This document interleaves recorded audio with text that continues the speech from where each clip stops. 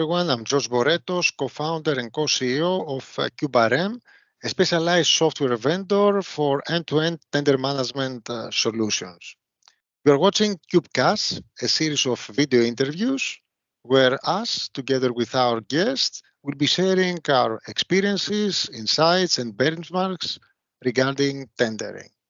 For our first episode, we will be discussing about the journey to tender excellence, what are the key challenges along the journey, and what are the critical elements for success. For this episode, we have together with us our first guest, Nico Bacharidis. Nico is the ex-global tender lead for Pfizer and now the owner of growpal, a specialized consulting firm for tendering. And Nico is one of the most distinguished members of the tendering community, and it's an honor to have him together with us today. So, Nico, great to have you here. Thanks for joining. And can you tell us a couple of things about yourself before we start? Thanks a lot, George. Thanks for this really nice introduction. As you say, I've been working on tendering capabilities and tools and processes for over 10 years and still very close and very passionate about the topic. So a real pleasure to be on this first CubeCast and to share some of this experience with all of you today. The pleasure and honor is all ours. So let's start, because I'm sure that everyone is looking forward to hear whatever you have to say and share your insights. And first of all, we're talking about our journey, the life sciences company's journey to tender excellence. Where are we? Where are the life sciences companies on average in this journey in terms of tender readiness? Good. Yeah, it's a good question, because we very recently did a survey or a benchmarking on the life sciences on exactly this question. We wanted to understand, where do we stand as an industry when it comes to tender maturity and tender capabilities. And many companies participated in that survey, so we have quite a representative sample and benchmark of the industry. So where do we stand? So if we go from a range of 0% to 100% in terms of tender capabilities, as an industry, we are around 60% as an average. But the interesting part, or the first interesting part, is there is a huge spread, a huge distribution within the life science market. So some companies, they rate themselves as low as 30% in terms of their own capabilities, or even slightly below. So that means in a really early stage, very uncoordinated, almost like constant emergency mode when they're managing their tenders. On the other hand of the spectrum, we have some companies, only a handful though, that rate themselves at 80% or higher, meaning managing tenders really strategically and with a regional or even a global overview on things. So these companies, they see 9 to 12 months in advance what are the biggest tender opportunities, what are the biggest tender risks, and as a company manage them on a global scale.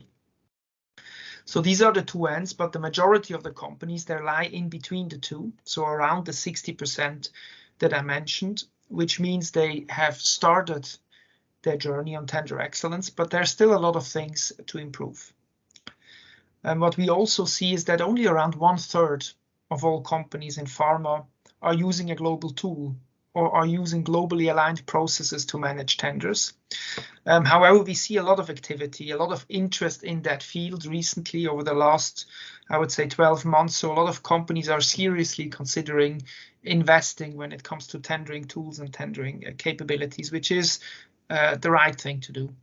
So to summarize, George, I think as an industry, we've started the journey. We are a bit more than 50%, around 60%, with a huge distribution in terms of where we are, but still a lot of things to improve as an industry. So I understand that we are the life sciences companies. I mean, they are halfway there, but I'm sure that you measured many different things, many different angles and aspects of tendering.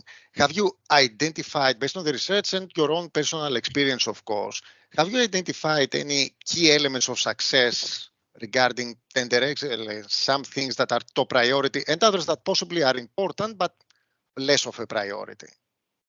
Yes, definitely. And actually the survey results and my personal experience are quite aligned on that. And I might sound a bit like a broken record on this, but those are really the two things I strongly believe in, so I will mention them again.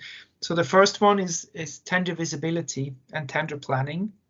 What do I mean when I say this? I mean this is seeing all the relevant tenders and seeing them as early as possible. Because the more preparation time you have for a tender, normally the better your outcomes and the better your offering will be. You need time to make optimal pricing decisions. They should not be done in a rushed way. You need time to ensure an optimal supply. You need time to differentiate yourselves from competition and come up with a value proposition. And then there are things that definitely take much longer, like shaping the tender environment or optimizing your cost of goods. So this all needs time. That's why you need to see these tenders as early as possible. And visibility, I also mean have visibility across countries. For example, when it comes to pricing, if in one country tender prices are published, that means it will have an impact on other countries. So you need to have this visibility also cross country. Or on supply, of course, if you win a tender in one country with very big volumes, that impacts your possibilities to supply in other countries. So this visibility also goes across countries. So the first point is visibility and planning. I think for me, it's the most critical one. The second one is tender tracking, which is at the other end of the tender process. When the tender has been awarded, you need to track, did I win? Did I lose, first of all? But then also, why did I win? Why did I lose? At what price? Gather any competitive intelligence as well. Because this is really the basis for continuous learning and continuous improving. And the thing is, it's not rocket science per se, right? It just often gets forgotten in your daily business. So you won a tender and your head is already on the next thing. But it's really critical to take 5 to 10 minutes to track the results, because you will be very thankful when the tender comes up in the next cycle and you have all the information and you understood why you've won, for what prices, etc. So it's those two things, funnily, both at the end of the process. The first one is finding all the tenders and as early as possible, and preparation, and then tracking at the other end of it. Okay, so this is very, very clear, and I mean, it seems obvious, but it's nice that it is confirmed by research. What is not obvious is what's the maturity of the market in those two elements. Are we good enough or not yet? Yes, indeed. This was the interesting question, and also some surprises in there. So I'll start with the first one on planning and visibility. This is actually on average. It's around the 60% that we've seen on where we are as an industry.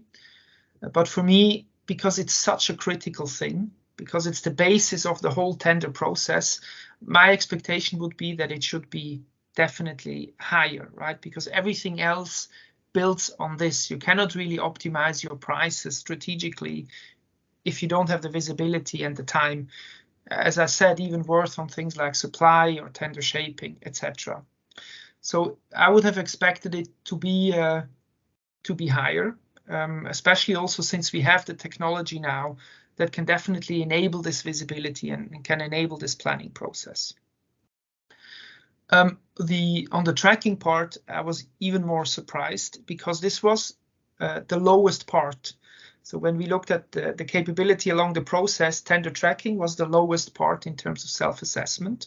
So we can definitely say, as an industry, this is not something we're doing systematically and continuously. And I was surprised because, again, it's so critical. It's the basis for continuous learning and improvement. Again, it's really not rocket science. It's about discipline and process and having a tool to do it. But if you take 15 minutes after every tender to basically do this, this is definitely possible. And the rewards, I think, are really high. So if I understand this correctly, there are many different elements of success. Some of them are of first priority or second priority or whatever, but there are a lot of things to be done. So that means lots of investments, a lot of time, effort, possibly lots of money to be invested in technologies or other areas. So is it a game, I mean, tender excellence, just for the big ones, for the big companies? Is it a lost game for the smaller or mid-sized pharma or medtech companies?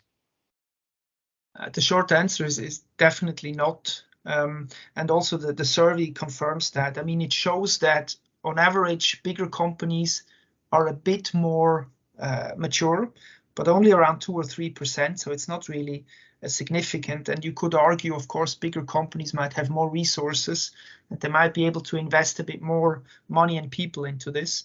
But we don't see a significant difference between small and big companies. And there should not be a significant difference. Or in other words, size should not determine how important tendering is for a company or not. There should be other factors like, for example, revenue share. So if you're a small company, but over 50% or 80% of your business is coming through tendering, of course it's critical and you should invest in these capabilities and processes and tools. Or you should look at the growth of that channel. How important is that channel going to be for you in 3 or 5 or 10 years? And if you look at the growth in tendering across markets, across therapeutic areas, there is a strong growth when it comes to the tendering channel. Or another area should be the untapped potential. How big is your untapped revenue potential if you're investing in that channel? And that also depends a bit where you are on the journey. Of course, if you're at the very low end, your potential is huge. If you are already at 90% of your tendering capability, the incremental revenue might be not as important or not as big. But still, I mean, it's always a journey and competition is always catching up. So it's always worth the investment. So I understand that the benefits are important and critical for all companies, regardless if they are big or small. So if I were to sum it up, what we discussed today, I understand that the tender excellence journey, first of all, tendering is extremely important. And there are a lot of benefits to be achieved and experienced through investments. Obviously, we need to invest in various areas, regardless if this is technologies or people or processes or whatever. But the benefits are definitely, we are going to compensate for all our good efforts. And this is a game for everyone. Everyone should do that. And I mean, most of the companies, regardless if they are big or small, they are having part of their business coming from tendering. And they should definitely invest in order to gain whatever is to be expected and get us a benefit out of it. So, Nico, again, thank you so much for being here today with us for our first episode of CubeCast. For everyone, thank you for joining us and watching the first episode with Nico Bacharidis regarding tender excellence. More of this to come. You can join and subscribe to our YouTube channel for this and all the other future CubeCasts. For this specific CubeCast, you can also find a link for our more detailed webinar that we did together with Nico, where all this research, all these insights regarding tender excellence and how to achieve it are presented there in more detail with many statistics and key indicators and benchmarks about the life sciences market. It's very interesting. You can go there and freely download our report and the webinar recording as well. So again, subscribe to our YouTube channel and you can watch this and all the future CubeCast. See you in one of our future CubeCasts. Thank you all for watching. Bye now. Thanks. Thank you. Bye-bye. Damn.